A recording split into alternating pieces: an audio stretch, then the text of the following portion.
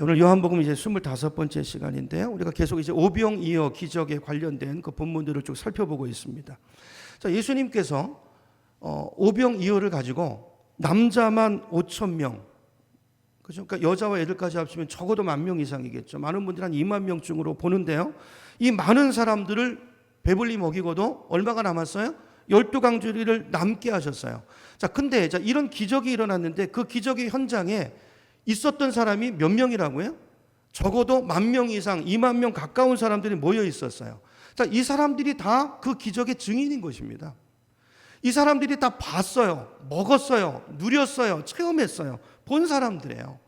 자, 그런데 이제 그래서 14절에 보면 14절을 보세요. 다시 14절로 가서 보면 자, 거기 있던 기적의 현장에 있던 사람들이 예수님께서 행하신 이 표적을 보고 뭐라고 말합니까? 이야, 이는 참으로 세상에 오실 그 선지자가 맞구나 그랬다는 거예요. 그 선지자는 누구죠? 구약에 모세가 예언했던 그 선지자, 장차 오실 구원자, 메시아, 그리스도, 이분이 그리스도다라는 인식을 가졌다는 거예요. 자, 그런데 그 뒤에 15절 말씀을 보니까 어떤 말씀이 나오죠? 자, 그런데 그들은 예수님을 억지로 붙잡아가지고 뭘 삼으려고 합니까? 자기 임금을 삼으려고 그래요. 자, 그랬을 때 예수님께서 어떻게 하십니까? 혼자 산으로 올라가셔서 기도하시죠. 그러니까 이게 이제 그들의 의도와 주님의 의도가 다른 거예요. 자, 그리고 제자들은 어떻게 합니까? 배를 타고 바다를 건너서 가버나움이라는 곳을 향해서 이제 가고 있는 중이에요.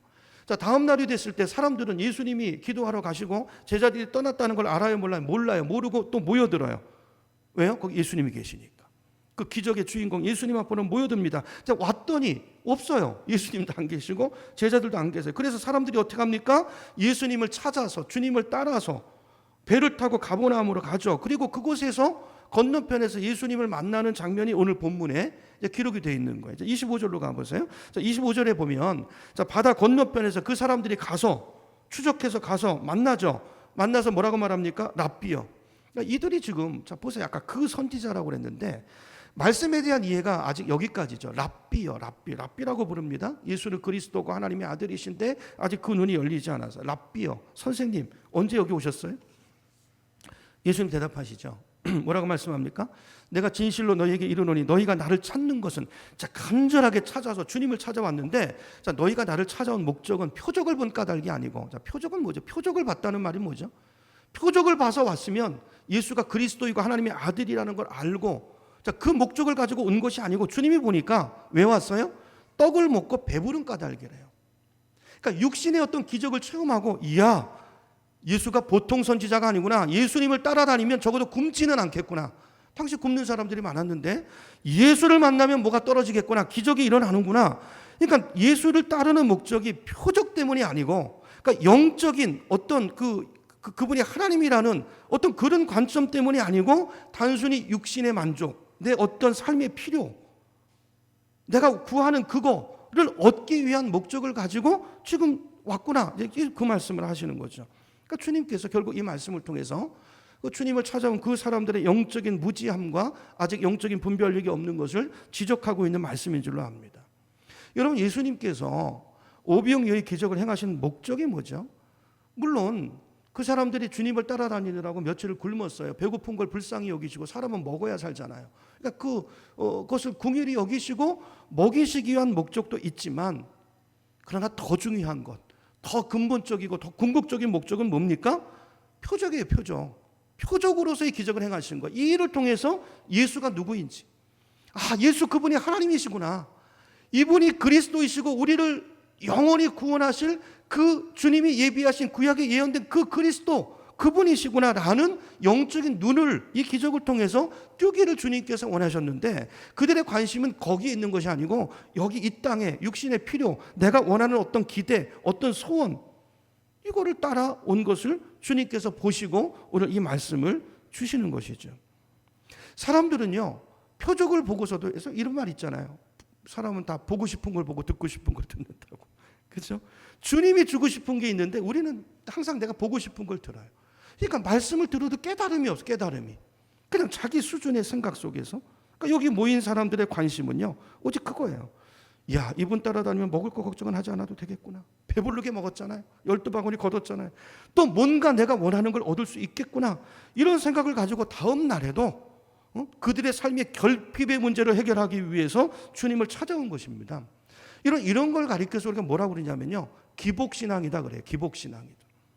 그러니까 복을 추구하는, 내가 원하는 어떤 세상의 어떤 만족을 추구하는 신앙이죠. 그죠? 여러분, 지금도 예수님 당시뿐만이 아니라 오늘날도 믿음이 없거나 믿음이 작은 분들은요, 대개 신앙의 동기가 기복적인 데 있습니다. 기복. 이 땅의 것들을 추구하는 데 있어요. 교회 나오는 목적이 많은 분들이요, 복 받기 위해서요. 그 복은 영적인 복이 뭔지 잘 몰라요. 진짜 복이 뭔지 잘 모르고 그냥 당장 눈앞에 있는 거, 좀 가난한 사람 좀 부자 됐으면 좋겠고, 몸이 아픈 사람 좀 건강했으면 좋겠고, 자녀들이 좀 남들보다 잘 돼서 내가 좀 그랬으면 좋겠고, 무병장수했으면 좋겠고, 이런 등등 세상의 복을 많이 받아서 이 땅에서 좀 잘 먹고 잘 살고 좀 떵떵거리고 꾸이지 않고 좀 이렇게 하고 이렇게 살기 위해서 어떤 선택한 종교 중에 하나가 기독교였고, 또 그래서 그런 식으로 종교 생활을 하고 있는 경우들이 많이 있어요. 만약에 우리가 이런 경우라면 오늘 이 말씀은 저와 여러분에게도 동일하게 주시는 말씀이에요. 자, 이렇게 우리가 교회 나와서 예배드리고 있다면 주님 뭐라고 말씀할까요? 너희가 오늘 교회 나온 것은 표적을 본 까닭이 아니요, 뭐 때문이라고요? 떡을 먹고 배부른 까닭이로다. 그걸 위해서 나왔도다. 그 말씀이죠. 이런 믿음이 약한 사람은요, 대개가 신앙생활이 이기적입니다. 다 자기중심적이에요. 기도도 자기중심적이고 봉사도 다 이기적인 목적이 있어요. 다 목적이 있어서 해요. 세상 사람들 그렇게 살잖아요. 공짜가 어디 있습니까? 세상에 다 뭔가 계산이 있어요. 교회 나오는 목적도, 헌금하는 목적도 계산이 있어요. 복 받기 위해서. 헌금하면 복 받는다고 그러니까 이런 목적을 가지고 하는 경우들이 많죠. 자, 그렇게 해서 뭔가를 했어요. 예배를 드리고 무슨 기도회도 참석을 하고 봉사도 하고 그래서 뭐 하라고 그러니까 뭐 헌금도 하고. 자, 그렇게 해서 다행히 자기 기대대로 뭔가 삶이 좀 잘 풀리고 좋아지고 풍성해지면 막 기뻐하죠. 그리고 교회도 열심히 나오고 사람들에게도 봐라. 그리고 이걸 이제 전도라고 하죠. 물론 이게 전도죠. 봐라, 나 교회 나와서 이렇게 잘 됐다. 너도 나오면 나처럼 복 받는다. 이렇게 전도도 나름대로 열심히 하는 모양새를 갖습니다. 근데 그러다가 갑자기 사업이 어려워져요. 잘 안 돼요. 부도가 나요. 아니, 애가 이제 좀 있으면 입시철인데, 아니 그렇게 교회 나와가지고 무슨 특별 기도회다 그래가지고 기도했는데 애가 원하는 대학에 낙방하고 떨어지고, 어떤 집은 예수 안 믿는데도 잘 가는데, 이런 일이 생기면 금방 실망합니다. 하나님 원망하고 불평하고, 이 교회는 별로 능력이 없나 보다. 어디 이렇게 뭐 교회를 이런 경우들이 있죠. 자, 이런 분들의 특징이 뭐냐면요, 교회를 열심히 다니다가도 늘 자기 감정과 상황에 따라서 신앙이 흔들리는 거예요. 좀 어려운 일이 생기고 마음 상하는 일이 생기면, 또 누가 자기에 대해서 좀 안 좋은 얘기를 하는 게 들리면 금방 시험에 들고 마음이 상해버려요. 털어져 버려요. 교회를 떠납니다. 하나님을 멀리합니다. 죄송하지만 우리 신앙이 이런 모습이라면 이분은 아직 구원 얻을 믿음은 아니에요. 성경적인 믿음이 아니고, 아직 거듭난 믿음이 아니고, 예수님을 믿는 믿음을 가진 것이 아닙니다.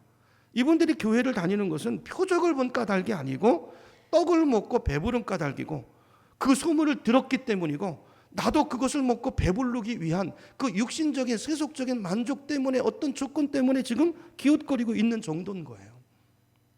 하나님 만나야 돼요.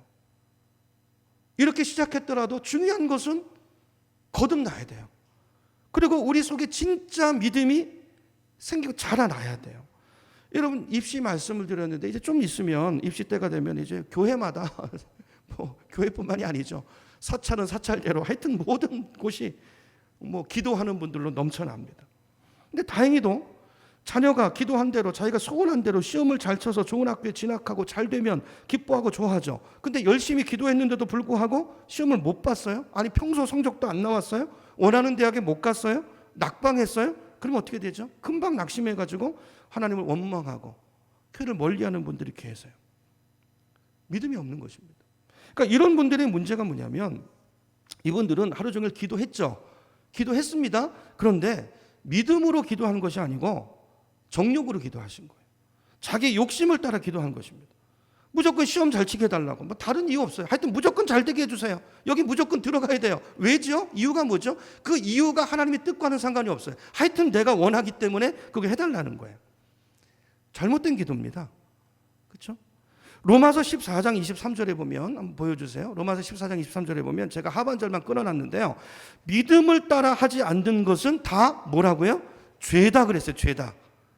믿음 없이 하는 기도 죄일까요? 아닐까요? 이런 믿음 없이 하는 기도 죄라는 생각 안 해보셨죠? 죄입니다. 그 자기 정욕으로, 왜냐면 그 정욕으로 넘쳐나는 것이기 때문에 그거는 하나님, 기도가 종교적인 거룩한 행위지만 하나님과 상관이 없어요. 자기 욕심. 그 죄예요, 죄. 믿음 없이 하는 봉사, 믿음 없이 드리는 예배, 여러분 이거 다 죄라는 것을 기억하시기 바랍니다.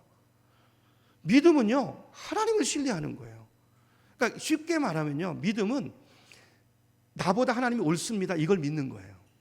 자, 나는 이걸 원하지만 그러나 하나님은 선하시고 나보다 능력이 있으시고 전능하시고 전지하시기 때문에 내가 이걸 원하는데 이게 나한테 유익이 될지 안 될지 난 몰라요.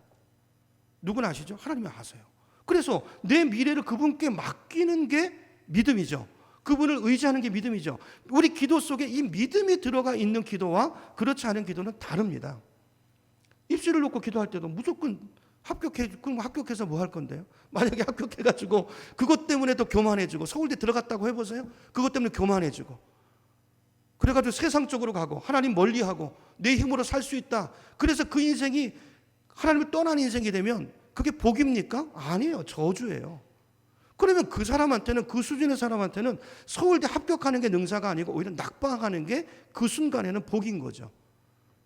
그래서 하나님께서 그렇게 하시는 거예요. 그러므로 내가 기도한 것과 다른 결과가 와도 지금 당장 내 마음엔 힘들지만 그러나 그 하나님의 선하심과 하나님의 경륜과 그 사랑 속에서 이루어진 일이라는 것을 그게 믿어지는 것, 이 상태가 믿음이죠. 믿음. 그러므로 여러분 우리가 기도를 하지만 믿음으로 하는 기도는요, 성령을 의지하는 기도는 성령의 인도를 받는 것입니다. 그러니까 기도 시간에 하나님의 뜻을 알게 되는 거예요. 그래서 우리 기도가 처음에 내 욕심으로 시작하고 내 수준의 생각에서 시작하지만 그 순간에 하나님을 만나고 하나님의 수준의 생각에서 생각이 바뀌어지고 그리고 그 하나님의 뜻을 따라 구하는 그 단계로 들어가는 기도가 주님이 기뻐하시는 기도고 믿음의 기도인 줄로 믿습니다. 그렇기 때문에 여러분 우리가 잘 생각해야 될 게 무조건 기도를 많이 한다고 해서 내가 예수를 잘 믿는 거 아닐 수 있다는 거예요. 밤을 새면서 기도하고 금식하고 몸부림치고 기도해도 여전히 자기 생각과 고집을 놓지 않고 그냥 그것만 해달라고 그렇게 기도하는 기도라면, 그리고 그게 안 되면 낙심하고 실망하고 좌절하는 사람이라면 과연 내가 믿음 안에 있는지 잘 생각해 보셔야 돼요. 내가 믿음이 있는가? 믿음도 선물이라고 그랬는데 그건 내 믿음이고 내 확신이죠. 그래서 이런 하나님을 믿는 내 자아가 죽어지고 하나님이 정말 믿어지는 어떤 결과가 와도 이건 나를 위한 축복일 거라는 이것이 믿어지는 이 믿음은 그래서 하나님의 선물인 거예요. 성령이 주시는 거예요. 성령이. 그게 믿어지는 거예요. 지금 절망되는 상황인데요. 그래서 정말 믿음이 있는 사람은요, 절망적인 상황인데 오히려 그때 평안이 와요. 세상적으로 보면 더 안 되는 결과인데 그것 때문에 기뻐요. 성령이 주시는 응답이에요. 그때 믿음으로 견디고 나가면 내가 상상하지 못했던 그 고난이라는 그 포장지에 쌓여져 있는, 속에 숨겨져 있는 이 보화 같은, 보석 같은 응답이 어느 순간에 우리 삶 가운데 열려져서 그 선물 우리 삶 속에 실제로 임하게 될 줄로 믿습니다. 오늘 우리가 점검해 봐야 될 것은요, 내가 믿음으로 하는가, 무엇을 할 때 그거 여러분 점검해 보셔야 돼요. 믿음으로 예배하십니까? 믿음으로 기도하십니까? 믿음으로 헌금하십니까? 믿음으로 봉사하십니까? 믿음 없이 하는 것은 다 죄라는 것을 기억하시기 바랍니다. 근데 교회 안에 보면요, 안타깝게도 전혀 믿음이 없이 자기 확신을 가지고 기복신앙적인 태도를 가지고 종교생활하는 분들이 의외로 굉장히 많아요. 어떤 일 할 때도 이 일을 하면 하나님 복 주시겠지, 누가 알아주겠지 하는 이런 생각들. 그 믿음 없는 분은요, 헌금을 해도 내가 요걸 하면 뭐 예를 들어 11조 헌금을 하면 하나님이 복 받겠지, 복 주시겠지, 이런 생각을 가지고 해요. 그 생각 속에. 아닙니다. 헌금이라고 하는 것은 그런 게, 여러분 그런 헌금은 하나님이 받지도 않으세요. 이런 헌금이라고 하는 것은 우선 기본적인 전제가 뭐냐면요, 오늘 나에게 주어진 모든 것이 하나님의 은혜라는 고백이에요. 그 고백이에요, 고백. 오늘 내가 받은 것, 내가 누리고 있는 것 다 하나님이 주신 거예요. 주인이 하나님이세요. 그러므로 나의 모든 것을, 내 생명까지도 다 주님이 주신 거예요. 다 주님께 드려야 되지만, 다 주님의 것이지만 말씀을 따라서 하나님이 이렇게 하라고 했으니까 그 기준을 따라서 내 믿음으로 11조 헌금을 하고 어떤 헌금을 하고 감사를 하고 하나님 모든 것이 주님의 은혜인 줄로 믿습니다. 그러나 말씀대로 내 마음을 내 믿음을 담아서 주님 앞에 고백을 담아서 주님 앞에 올려드립니다. 감사합니다. 이 믿음의 고백, 이 간증, 이 마음을 가지고 드리는 그게 중요한 고개예요.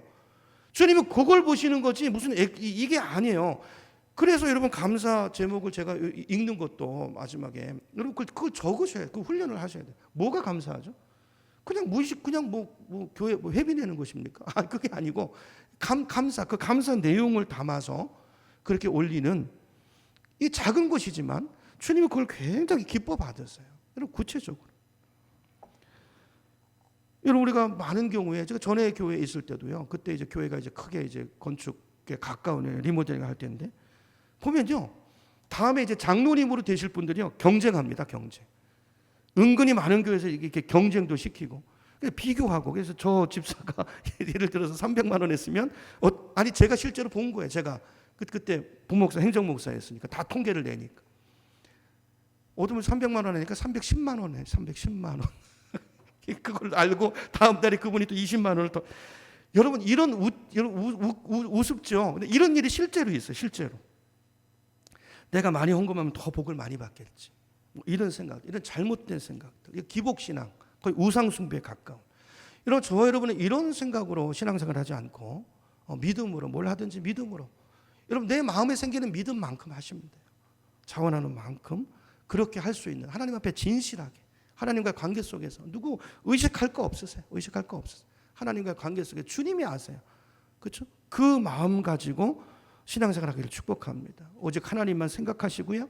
내가 받은 주님의 은혜를 기억하면서 내 모든 삶 전체가 하나님의 것이고 주님의 은혜이고 그래서 그 중에서 내가 감사한 것들 정말 그 감사가 있고 기쁨이 있다면 그 헌신의 마음이 생긴다면 그 믿음을 담아서 그 고백을 담아서 드릴 때 그 믿음이 그 드림이 하나님의 마음을 감동시키고 그것이 주님의 기쁨이 되는 것입니다. 여러분 자녀를 키우시잖아요. 자녀들이 어디 가가지고 카드 긁어서 비싼 거 해가지고 그거 뭐 갖고 오면 그거 마음이 기쁩니까? 아니죠. 작아도 마음이 담겨있는 정말 그 고백이 담겨있는 그걸 볼 때 기뻐하고 부모의 마음이 감동이 되고 눈물이 나오는 거 아닙니까? 여러분 저 여러분의 신앙생활이 그래야 돼요. 여러분 우리가 이런 마음이 있으면 이런 사람들은요 하나님 앞에 와서 뭐 이거 주세요 저 복 달라고 기도할 필요도 없어요. 주님께서 다 아시고 차고 넘치도록 필요한 것들을 더해 주시고 더해 주신다고 그랬잖아요. 하늘에서 더해 주시는 은혜가 우리 삶에 늘 있게 될 줄로 믿습니다. 여러분 이게 우리가 말씀을 대하는 태도예요. 여러분 말씀을 보실 때도 믿음으로 하시고요. 말씀이 자꾸 믿음에 탁 걸리셔야 돼요. 어떤 말씀 볼 때 이게 나한테 주시는 말씀인데 그래서 그걸 순종하려는 마음. 예를 들면 성경에 이런 말씀이 있어요. 예수님께서 마태복음 7장 12절 같은 데 보면 이렇게 말합니다. 무엇이든지 남에게 대접을 받고자 하는 대로 너희도 남을 대접하라. 이게 주님의 말씀이에요. 그럼 여러분 이 말씀의 의미를 생각하고 이렇게 살려는 마음이 있어요. 그게 주님을 사랑하는 사람에게 나타나는 당연한 반응이지 않습니까? 주님이 이렇게 말씀하신 거는 이게 나에게 유익이 되는 거고 내가 이런 사람이 되기를 원하는 거고 내가 이렇게 살 때 주님이 기뻐하시고 주님의 영광을 받으시고 그리고 내 인생도 행복하고 대접하는 걸 하나님 원하시는구나. 그러면 이 마음이 오잖아요. 그러면 대접하려고 하는 거예요. 왜요? 다른 이유는 없어요. 주님의 말씀이니까. 다른 이유 없습니다. 주님이 원하시는 거예요. 아니 대접한다고 그랬는데 그 뒤에 대접하면 얼마를 주신다고 그거 없으면 이게 아니고 이거는 예수 믿는 태도가 아니고 말씀이니까 그리고 그분이 나를 사랑하니까 나도 그분을 사랑하니까 그분의 말씀이니까 하는 거예요. 대접하라고 그랬는데 어떤 나그네가 왔어요. 주님이 나그네를 대접하는 걸 좋아하세요. 성경에 보니까 어떤 있는 사람 대접하는 게 아니고 있는 사람 대접하면 우리가 영광을 받겠지만 나그네 대접하면 영광 없어요. 왔다 가니까. 근데 주님은 나그네를 대접하래요. 그러면 내가 너와 함께 하겠다. 그런 말씀이잖아요. 여러분 다른 이유는 없어요. 내가 주님을 사랑하기 때문에 주님의 말씀이기 때문에 순종하는 마음으로 나그네를 대접하고 노숙자를 대접하고 부족한 사람이지만 주님에 대하는 그 마음을 가지고 그 사람을 대하면 주님이 그걸 좋아하신다고 그랬으니까 나 주님 말씀대로 이렇게 살아요. 하나님 앞에서 여러분 이게 믿음으로 행하는 거예요. 자, 이게 믿음으로 하는 것입니다. 이렇게 믿음으로 하면 주님이 굉장히 기뻐하세요. 근데 우리 안에 계신 성령이 막 춤을 추세요. 여러분, 그러면 하나님이 이런 사람을 복 주시지 않겠어요? 아니, 여러분이 하나님이라면 이런 사람 복 주지 않겠습니까? 여러분이 하나님이라면 이런 사람 복 주겠죠. 보나 안 보나. 여러분이 사장이라면 이런 직원을 복 주시지 않겠어요? 사장이 원하는 게 뭔가 그걸 알고 누가 보나 안 보나 정말 그것을 위해서 생색이 나지 않는데도 그거를 인간들은 몰라서 그 사람을 못 쓰는 거죠. 그런 사람이라는 걸 알아보세요. 그 인간성을 알고 그 성실성을 알고 그 충성도를 알면 우리 사람도요, 그 사람을 들여다가 자기 옆에 두고 복을 둡니다. 그렇지 않겠습니까? 여러분, 기도도요, 아까도 말씀드렸죠. 하나님이 믿음으로 하는 기도를 기뻐하세요. 무조건 그냥 이거 주세요, 저거 주세요. 좋은 대학에 합격이 뭐 이유는 묻지 마시고 그거 해서 뭐 하려고요, 글쎄. 그러니까 여러분, 그렇게 말씀드린 것처럼 원하는 걸 얻어서 그것 때문에 방탕하고 잘못되면 그거는 저주잖아요. 근데 어느 부모가 자식이 그거 달라고 그러는데 당장 지 생각에는 그거 가지면 좋을 것 같고 그래 달라고 그러는데 그걸 가지면 잘못될 거를 아는 부모가, 어떤 부모가 그걸 주겠냐고요. 안 주죠. 안 주는 게 그 아이를 위한 거죠. 그러면 어떻게 기도하는 것이 믿음으로 기도하는 걸까요? 그렇게 기도하는 거예요. 결과를 맡기고, 내 생각은 그렇지만 열어두는 거예요, 결과를. 아버지, 제가 만약에 그 학교에 가서 난 이 학교를 가고 싶은데 이 학교를 가는 게 하나님의 영광이 아니고 그것 때문에 내가 교만하고 그것 때문에 내가 잘못된다면 하나님, 나 그 학교 떨어지게 해주세요. 하나님, 영광 가리지 않게 해주세요. 나는 그렇게 살고 싶지 않아요. 그러나 제가 이 학교에 합격해서 공부하는 것이 제가 하나님의 영광을 위해서 사는데 도움이 되고 그것이 필요한 것이라면 그 학교에 붙게 해주세요. 여러분, 우리가 믿음으로 기도한다는 건요, 예를 들어서 그 학교에 들어갈 등록금이 없어도요, 기도하면요, 그렇게 기도하는 거예요. 내가 주님 뜻이라면 내가 들어가게 해줘. 그리고 하나님 학비까지 해결해 주세요. 여러분, 이 기도를 왜 안 들어주시겠어요? 여러분, 중요한 것은 우리 이 마음과 주님을 향한 그의 나라를 위한 뜻대로 살고자 하는 그 마음과 그 믿음이 있는, 거기에서 우러나오는 그 기도라면 주님께서 그거를 들어주시고 응답해 주시는 줄로 믿으시기 바랍니다. 그래서 이런 믿음이 좋은 사람들은요, 절대 자기 욕심을 앞세우지 않아요. 보세요. 우리 인간관계도 어린애였을 때는 자기 것만 고집해요. 그거 외에는 안 보이잖아요. 아니, 손에 사탕을, 막대사탕 들고 있는데, 아니, 그거 말고 더 좋은 걸 주려고 그러는데 그걸 안 놔요. 이걸 놔야 줄 거 아니에요. 안 놔요. 그럴 수 있어요, 우리가. 그거밖에 안 보여요. 여러분, 저와 여러분은 언제나 먼저 하나님의 뜻이 무엇일까를 먼저 물으시는 저와 여러분 되길 축복합니다. 이거 훈련이에요. 내가 원하는 건 이건데, 하나님, 제 생각엔 이건데 하나님 뜻이 뭐예요? 어떤 게 하나님의 영광을 위해서 나에게 더 좋은 것입니까? 하나님, 그거 이루어 주세요. 그거 이루어 주세요. 그 뜻이 이루어지도록 해주세요.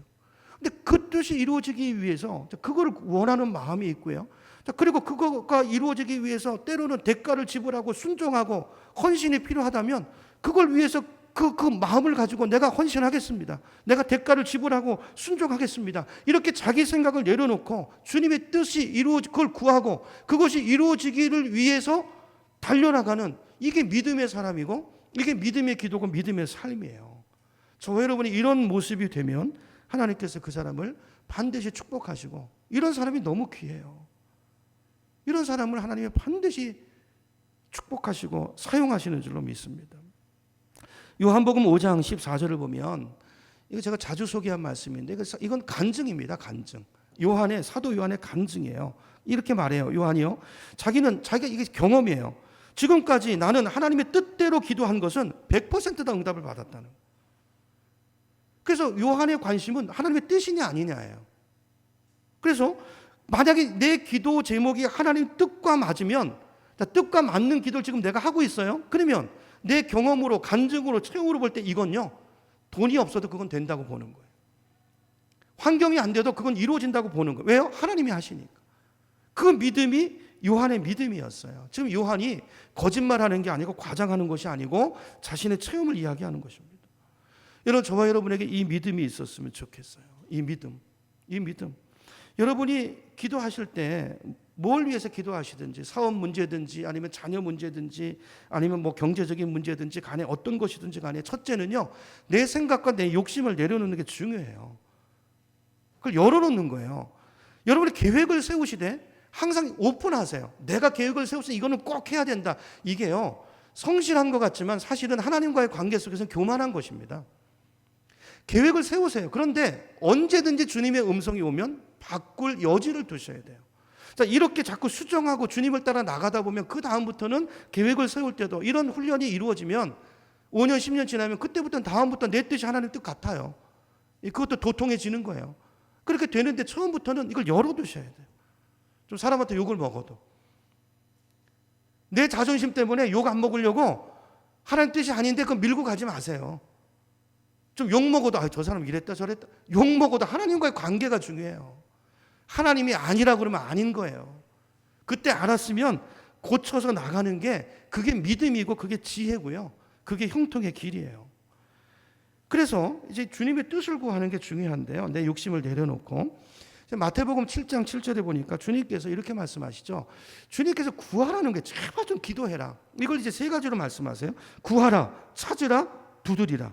구하라, 그리하면 어떻게 한다고요? 주신대요. 찾으라, 왜 찾으라고 그러죠? 거기 찾아지게 하려고.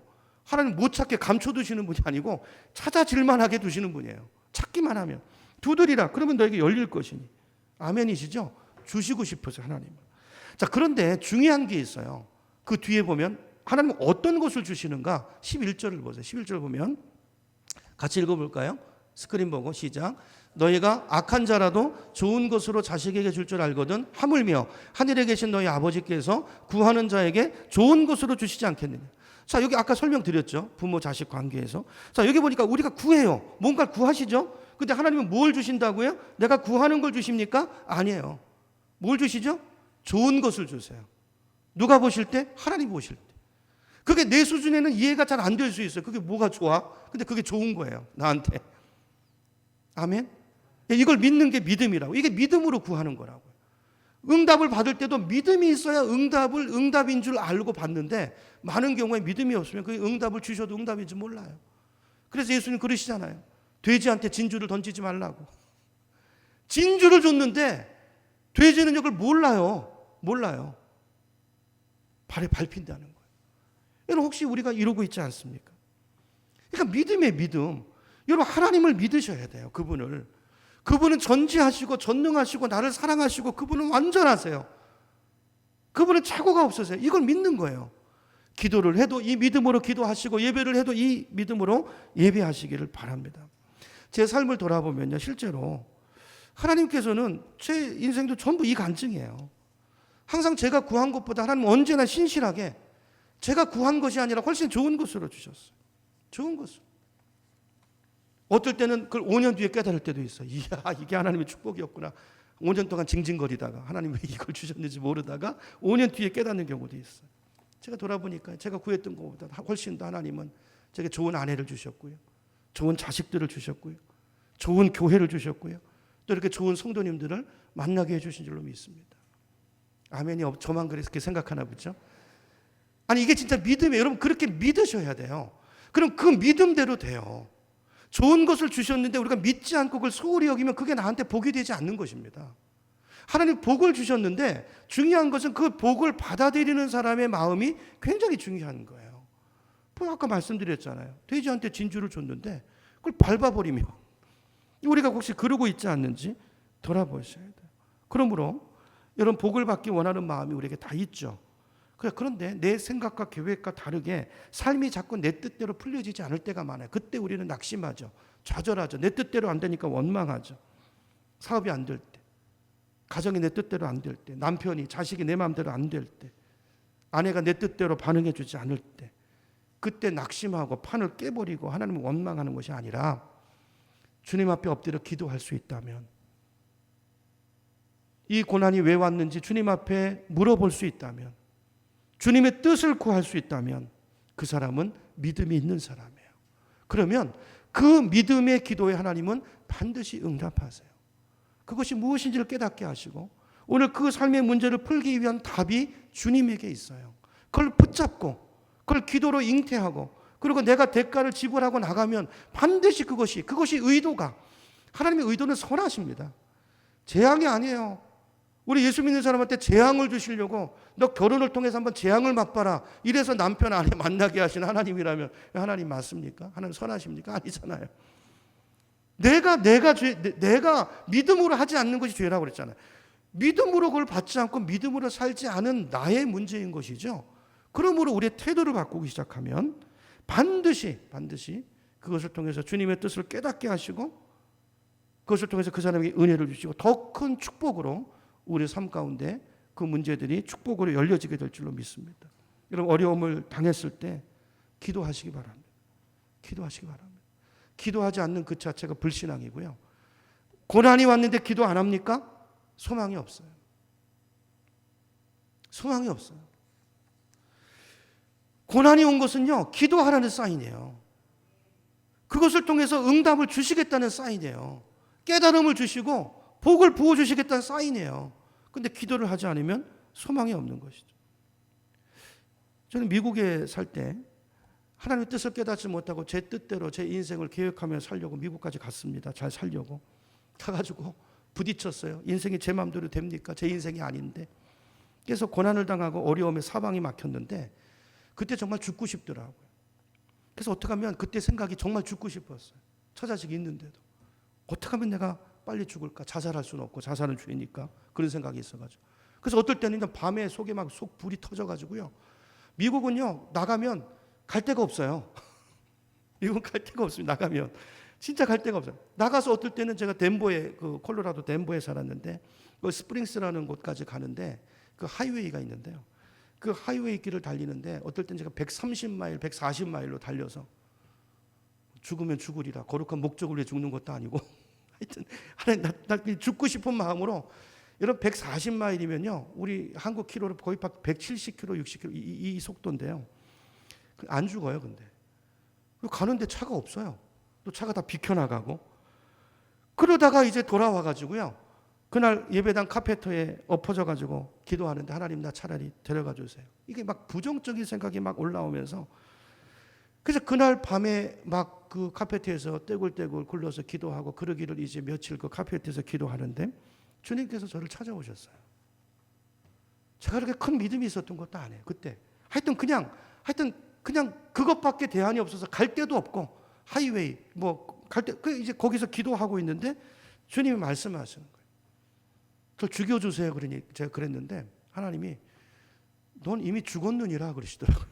너 이미 죽었어. 그거 모르니? 그러면서 이렇게 선뜻 이 필름처럼 어떤 생각들을 스쳐 지나가는데 제 인생에 정말 벌써 죽었을 때가 여러 번 있었더라고요. 근데 그때마다 하나님이 살리셨어요. 그러니까 너는 그때 죽었다는 거예요. 그때도 죽었고 이때도 죽었고 제가 전에도 한번 로키 산맥 넘어올 때 말씀드렸죠. 그때도 죽었고 다 죽었어요. 너는 죽었느니라. 이제 너 죽으려고 하지 말고 이제 나를 위해서 살 수 없겠냐 그렇게 말씀해요. 그 음성이 들리는 거예요. 죽으려고 하지 말고 너는 이미 죽었으니까 너 자아를 십자가에 못 박고 이제 나를 위해서 좀 살 수 없겠냐 그 말씀. 그때 제가 처음 주님 인격적으로 만났어요. 아무것도 몰랐어요. 그냥 울었어요. 그냥 울었어요. 그리고 나서 제 인생에 이제 몇 번 이제 아주 이렇게 굉장히 이렇게 결단적으로 삶을 바꿨던 터닝 포인트가 몇 번 있어요. 그때 바로 짐을 쌌어요. 아무것도 없어요. 아무것도 없이 짐을 싸가지고 한국으로 들어왔어요. 들어와가지고 이제 그때부터 목회 길을 걷기 시작한 거죠. 그리고 이제 부산에 있다가 그 다음에 이제 이 영천으로 오게 됐는데요. 그때 주님을 만나니까 그때 그 감격을 잊을 수가 없어요. 여러분 주님이 우리를 만나기를 원하세요. 주님이 우리를 찾으시고 두드리세요. 그래서 고난을 통해서 때로는 질병을 통해서 때로는 삶의 문제를 통해서 문제는 뭐냐면 그 하나님을 믿는 주님 앞에 나오고자 하는 그 사모하는 그 마음이 우리에게 없다는 거예요. 마음이 없다면 그 마음을 구하셔야 돼요. 여러분 문제가 왔는데 기도가 안 됩니까? 기도 자리에 안 나옵니까? 그 자체가 재앙이에요. 꼭 기억하셔야 돼요. 무릅쓰고 나오셔야 됩니다. 기도가 안 돼도 나오셔야 돼요. 그러면 그 발걸음을 보고 주님께서 그 작은 순종을 통해서 주님이 열어주세요, 마음을. 중요한 건 그 첫걸음이 중요해요. 첫걸음. 혹시 여러분 중에 혹시 물질이나 아니면 삶의 여러 가지 문제로 고난 가운데 있는 분들이 있다면 여러분 낙심하지 마시고 원망하지 마시고 기도를 결단하시기 바랍니다. 그거 말고는 대안이 없어요. 그것으로만 그 문제를 해결할 수 있는 실마리가 거기 말고는 없어요. 기도하면 수지 맞습니다. 반드시 주님 만나고요. 반드시 큰 은혜 받고요. 주님이 기다리고 계시고 예비하신 좋은 것을 준비하고 계세요. 좋은 것. 그거는 여러분이 상상하지 못하는 거예요. 그건 내가 짐작하지 못하는 거예요. 그걸 들고 기다리고 계시다고요. 기도하는 자에게 그것을 안겨주시고 그것을 통해서 그 사람의 영적인 눈을 열어주시고 그 사람의 인생을 바꾸어 주시는 줄로 믿습니다. 내가 생각하지 못했던 방향으로 우리 인생을 바꾸시고 우리를 사용하세요. 자, 그래서 오늘 27절로 가보죠. 27절에 가보면 자, 이렇게 배부른 까닭에 이 세상의 만족을 위해서 찾아온 사람들에게 주님 뭐라고 말씀하죠? 야, 니네들 썩을 양식을 위해서 일하지 말고. 뭘 위해서 일하지 말고요? 썩을 양식을 위해서 일하지 말고 무엇을 위해서요? 영생하도록 있는 양식을 위해서 하라. 여러분, 이 말씀이 오늘 저 여러분의 가슴에 박히기를 축복합니다. 무엇을 하든지 여러분 썩어질 거 그거 지나가는 거예요. 그거 없다고 안 죽어요. 나를 진짜 살리는 것은 이 영생하도록 하는 이 양식을 붙드는 거예요. 하나님의 말씀이죠. 말씀 붙드는 거예요.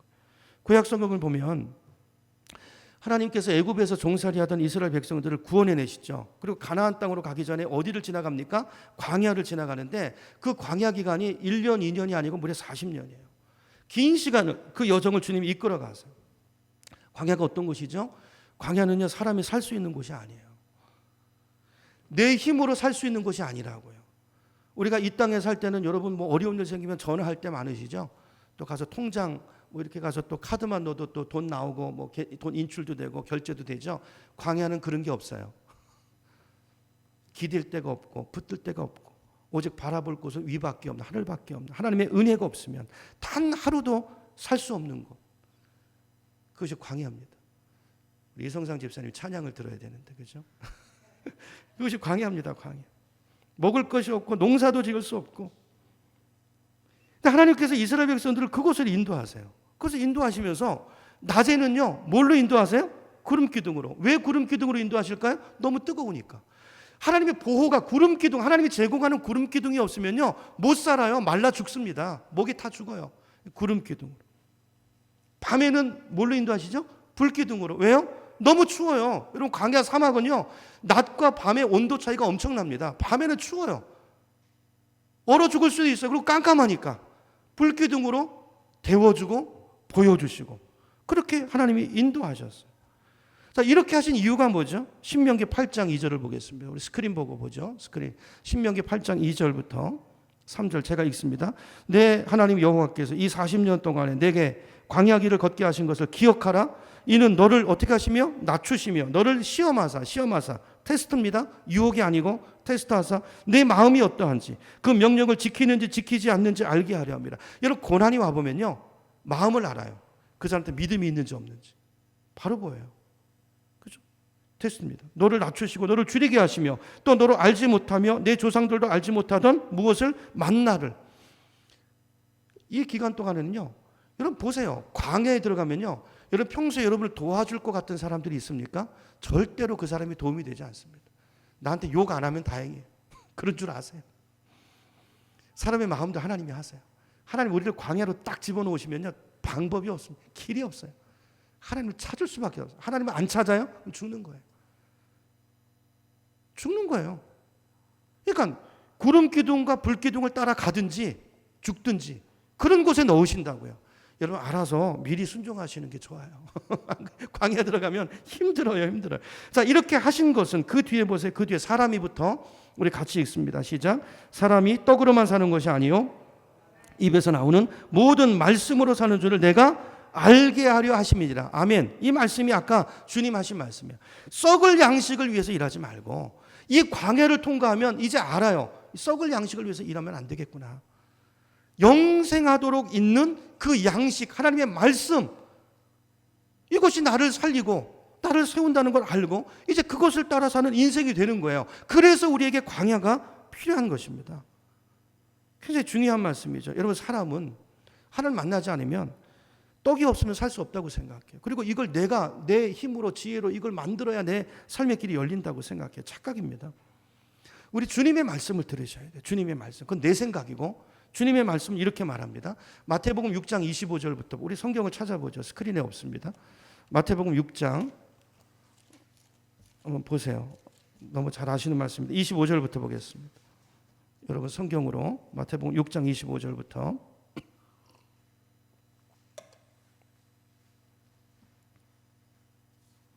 자, 우리 인생길이 광야라는 걸 기억하셔야 돼요. 아까 이제 신명기 8장에서 제가 광야 얘기를 했잖아요. 자, 구원받아서 천국 가기 전까지 우리가 광야를 걸어가는데요. 광야가 어떤 곳인가를 알고 여러분 삶을 사셔야 돼요. 지금 내가 있는 곳이 어딘가를 알고 여러분의 하루하루를 사셔야 된다고요. 광야는 어떤 곳이라고요? 내 힘으로 살 수 없는 곳이에요. 내 힘으로 해보세요. 그러면 그게 망하는 길입니다. 자, 광야에서는 어떻게 살아야 되는가? 25절부터 보세요. 25절, 6장 25절. 그러므로 내가 너에게 이르노니 목숨을 위하여 무엇을 먹을까, 무엇을 마실까, 몸을 위하여 무엇을 입을까, 뭐 하지 말라? 염려하지 말라. 이거 염려하지 말라는 거. 이거는 누가 주세요? 하나님 주세요. 광야에서 만나와 메추라기를 하나님이 주셨습니다. 농사에서 받은 게 아니고 하나님이 주셨다고요. 이해가 되시죠? 자, 목숨이 음식보다 중요하지 아니하며 몸이 의복보다 중요하지 아니하나. 그러면서 공중의 새를 말합니다. 공중의 새. 공중의 새 누가 먹이시죠? 하나님 먹이세요. 여러분 새들이 뭐 창고 지어놓고 거기다 곡식 가둬놓고 때를 따라서 갖다 먹는 새들 보셨어요? 하나님이 먹이세요. 28절 보세요. 들의 백합화 얘기를 합니다. 들의 백합화 얘기를 해요. 그러면서 30절로 가보세요. 30절. 오늘 있다가 내일 아궁이에 던져지는 들풀도 하나님이 이렇게 입히시거든 하물며 너희 일까 보냐? 뭐가 작은 자들아? 믿음이 작은 자들. 이렇게 좀 믿음 얘기를 하고 있죠. 믿음이 작은 자들. 그러므로 염려하여 이르기를 무엇을 먹을까, 무엇을 마실까, 무엇을 입을까 하지 말라. 이 말은 염려하지 말라는 거예요. 그거 쓸데없는데 인생 낭비하지 말라는. 그거 아무 쓸데없는 겁니다, 여러분. 그거 아무 쓸데없는 거예요. 32절. 이는 다 누가요? 하나님 모르는. 내가 누군지도 모르고 뭘 위해 사는지도 모르고 죽음 뒤에 뭐가 있는지도 모르고 아무것도 모르는 그 이방인들이 구하는 것이라는 거예요.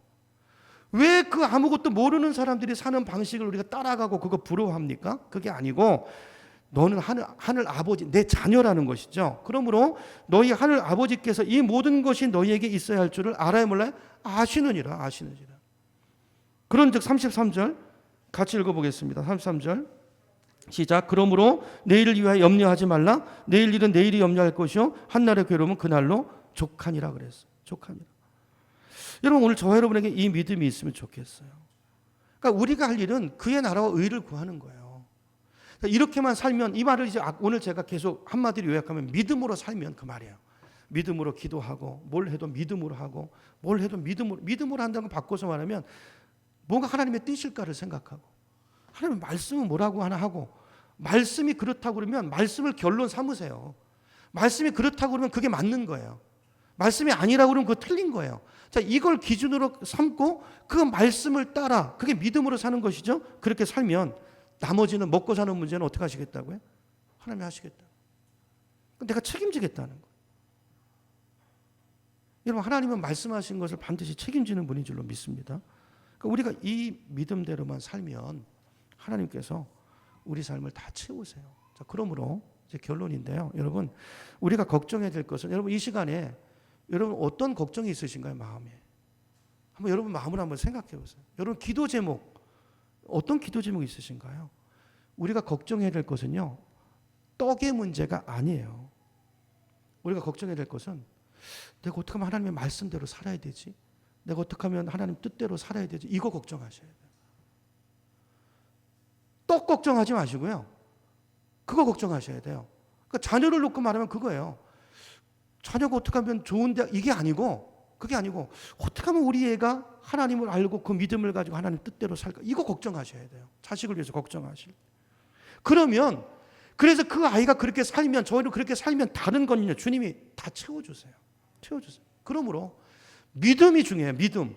그럼 믿음을 사모하시고 믿음을 가지시기 바랍니다. 그리고 믿음으로 하나님의 뜻을 믿음으로 크게 품으세요.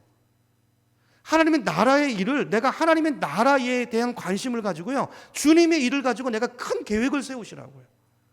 그리고 그것을 구하시면 하나님께서 그걸 이루어주세요. 여러분이 큰 꿈을 가지고, 큰 주님의 나라의 꿈을 가지고 그 일을 향해서 대가를 지불하고 순종하고 헌신하고 기도하고 그 일을 위해서 애쓰다 보면 그 일을 이루려고 하는 만큼 나에게 그런 것들을 부어주시는 거예요. 우리의 삶은 그렇게 가는 것이지, 그의 나라와 의를 구하다가 그것 때문에 복을 받고, 그거 없어도 돼요. 없어도 이미 복을 받은 거예요. 근데 그 꿈 때문에 나에게 이런 것도 부어주시고 우리에게 사용해 주시면서 우리가 이 땅에서도 그렇게 누리면서 사는 것이지, 이 땅의 것을 추구해가지고 그걸 얻는 사람은 없어요. 절대 거기 만족이 없어요. 만족이 없어요. 그래서 주님이 이 말씀을 하셨더니 28절로 가보세요. 오늘 본문 6장 28절 29절에 보면 이렇게 말합니다. 그들이 묻되, 주님께서 좀 전에 영원한 양식을 위해서 일하라는 거예요. 썩어질 것을 위해서 하지 말고 영원한 것을 위해서 하라고 하니까 그들이 또 물어봐요. 우리가 어떻게 해야 그러면 하나님의 일을 하오리까? 여러분도 이렇게 물으시겠어요? 이걸 우리가 모릅니까? 어떻게 해야 하나님의 일을 하오리까? 그래요. 근데 이게 그랬을 때 주님께서 29절에 뭐라고 대답하시죠? 하나님의 일이 뭐라고 말합니까? 하나님께서 보내신 일을, 보내신이 누굽니까? 예수님이죠. 예수님을 어떻게 하는 것이? 믿는 것이 하나님의 일이래요. 또 믿음을 얘기하시죠. 그러니까 믿음의 믿음, 주님은 믿음을 보시는 거예요. 히브리서 11장 6절에 보니까 믿음이 없으면 하나님을 기쁘시게 할 수 없다고 그랬어요. 우리가 생각할 때는 하나님의 일은 뭐라고 생각하죠? 내가 목사가 되고 선교사가 되고 교회에서 봉사도 많이 하고 열심히 전도도 하고, 그럼 그게 하나님의 일을 많이 하고 잘하는 거라고 생각하는데, 그게 아니고 뭘 하느냐가 뭐 되느냐가 아니고 믿음으로 그 사람이 되고 믿음으로 그 일을 하는 사람이 되라는 거예요. 믿는 게 믿음으로 한 일이 아니면 하나님의 일이 아니에요. 그거는. 그러니까 무슨 말인지 아시죠? 제가 지난주부터 말씀드리는 거예요. 우리가 어떤 일을 해서 이루었어요. 근데 하나님 볼 때는 하나님의 일이 아니에요. 그거. 내가 내 욕심으로 내 생각으로 한 거예요. 예수를 믿는 것이 하나님의 일인 줄로 믿으시기 바랍니다. 굉장히 중요한 말씀이에요. 여러분, 다른 것을 다 해도, 다 갖춰도 믿음이 없다면 그 사람 아무것도 아니에요. 그리고 그런 삶의 태도를 가지고 제가 명확하게 말씀드립니다. 구원도 없어요. 여러분, 일 잘한다고 구원받지 않습니다. 설교 잘한다고? 그것도 다른 거예요. 그 구원받지 않습니다. 그 다른 것입니다. 믿음이에요, 믿음. 믿음이 없으면 하나님 기쁘시. 하여튼 처음부터 끝까지 믿음이에요, 믿음. 여러분, 오늘 여러분 바리새인들을 한번 보세요. 그걸 잘 보여주는 얘가 바리새인이지 않습니까? 이런 바리새인처럼 하나님의 일을 열심히 한 사람들이 있습니까? 바리새인들처럼 하나님의 일로 보여지는 일을 많이 한 사람들이 있습니까? 없어요. 근데 그 열심히 있었는데 그 열심을 가지고 어떻게 하죠? 예수를 죽여요. 예수를 죽여요. 우리의 열심을 가지고 예수를 죽일 수 있어요. 내 혈기를 가지고 열심을 가지고 예수를 십자가에 못 박을 수 있다고요. 바리새인들의 열심은 대단했지만, 자, 그런데 그들은 믿음이 없었기 때문에, 제가 새벽 예배 때 너무 많이 봤죠. 그죠? 예수님 말씀하시잖아요. 너희는 소소한 그 채소들의 11조도 다 드리면서 뭘 버렸다고요? 믿음을 버렸대요. 명확하게 있습니다. 그럼 뭘 버렸죠? 주님을 향한 사랑을 버렸대. 이게 같은 거예요. 그러니까 많은 일을 하면서도 주님을 기쁘시게 하지 못하고, 그 사람들은 구원도 받지 못하고, 심지어는 주님께서 그들을 가리켜서 뭐라고 말하죠? 이 독사의 새끼들아 그래서, 독사의 자식들아, 이 마귀 새끼들아, 그 말이죠. 이들은 왜 이렇게 됐죠? 예수님 말씀을 들으면서도, 표적을 보면서도 뭐에 관심이 있어요? 이 땅의 것을. 표적이 가리키는 걸 보지 않는 거예요. 내가 보고 싶은 걸 보는 거예요. 설교를 들어도 내가 듣고 싶은 걸 듣고, 말씀을 붙들 때도 내가 붙들고 싶은 것만 붙들고, 그게 그 결과를 낳은 거예요. 그들은 주님을 사랑하지도 않았고, 회개하지도 않았고, 주님의 말씀을 따라 살지도 않았고, 입술로만 주여 주여 하는 사람들이었고, 결국 사람들에게 보이기 위한 종교 생활로 넘쳐나는 사람들이었고, 결국 그들의 끝은 멸망이었다는 것을 우리가 기억해야 돼요. 여러분, 누가 하나님의 일을 잘하는 사람일까요? 예수님을 잘 믿는 사람이에요. 잘 믿는 사람이에요. 어떻게 하는 것이 예수님을 잘 믿는 것이죠? 예수님이 누군가를 똑바로 아는 거예요. 오늘 새벽에도 말씀드렸죠. 어떻게 예수님을 똑바로 압니까? 순종해봐야 알아요. 공부해서 아는 거 아닙니다. 그건 예수님에 대해서 아는 것이지, 예수님 그분을, 그 인격을 알고 그분을 만나는 그 간증 체험이 있으려면 순종해봐야 돼요. 그 가운데 주님을 만나요. 어떻게 하는 것이 예수님을 잘 믿는 것입니까? 주님을 사랑하는 거예요. 주님을 신뢰하는 거예요. 주님 뜻대로 사는 거예요. 내 욕심을 내려놓고 주님의 뜻이 무엇일까를 날마다 구하고 그분의 계명을 따라 한 걸음 한 걸음 걸어가는 거예요. 이것이 예수님을 기쁘시게 하는 믿음이고, 하나님이 이 사람을 축복하시고 이 사람을 행복한 성도로 세우시고 주님이 영광을 받으시는 줄로 믿습니다. 저 여러분이 부족하지만, 여러분 우리가 부족한 사람들이잖아요 다. 근데 내가 주님을 알게 됐고 주님을 사랑하게 됐다면, 그리고 그 믿음으로 구원받은 믿음의 구원의 확신을 가지고 있다면, 여러분 그것만 생각해도 우리가 항상 기뻐하고 감사해야 될 줄로 믿습니다. 이제 우리가 해야 될 일은 뭐죠? 그의 나라와 의를 구하는 거예요.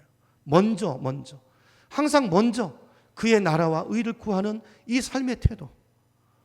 모든 무엇을 하든지 여러분 믿음으로 먼저 하나님이 무엇을 기뻐하실까, 내가 주님을 사랑하는데 주님이 뭘 좋아하실까를 기억하고 그것을 먼저 내 삶의 우선순위를 두고 살아간다면, 그 생각을 품고만 살아도 하나님은 그 인생을 기뻐하시고 그 인생의 길을 여시고 반드시 축복해 주실 줄로 믿습니다. 여러분 한 주간도 여러분 이 믿음을 가지고 이 믿음으로 승리하시는 우리가 다 되시기를 주의 이름으로 축원합니다. 우리 찬양하고 기도하겠습니다. 찬송가 449장입니다.